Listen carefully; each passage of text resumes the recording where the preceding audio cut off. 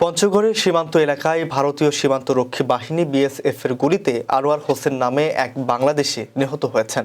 শুক্রবার ভোরে সদর উপজেলার হারিভাষা ইউনিয়নের মোমিনপাড়া ও ভারতের সিংপাড়া সীমান্তের মেইন পিলার ৭৫১ এর ৮/৯ নম্বর সাব পিলারের মাঝামাঝি এলাকায় এই ঘটনা ঘটে।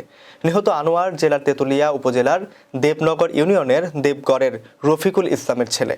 তার বয়স ৪০ বছর। নীলফামারী ৫৬ বিজিবি ব্যাটালিয়ন সূত্র জানায়, বৃহস্পতিবার রাতে আনোয়ার সহ কয়েকজন বাংলাদেশি নাগরিক ভারতে যান।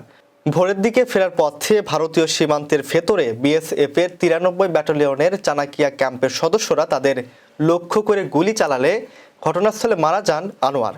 পরে তার মরদেহ নিয়ে যায় বিএসএফ সদস্যরা। বিজিবি জানায়, সীমান্তে গুলির শব্দ পেয়ে চোরাকারবারিদের প্রতিহত করার জন্য ৮ রাউন্ড ফাঁকা গুলি করেন বিজিবি ক্যাম্পের সদস্যরা। নীলফামারী ৫৬ বিজিবি ব্যাটালিয়নের অধিনায়ক লেফটেন্যান্ট কর্নেল শেখ মোহাম্মদ বদরুজ্জোজা বলেন, এই ঘটনায় পতাকা বৈঠকের মাধ্যমে মরদেহ ফেরত আনা হবে। এছাড়া এই ঘটনার তীব্র প্রতিবাদ জানানো হবে।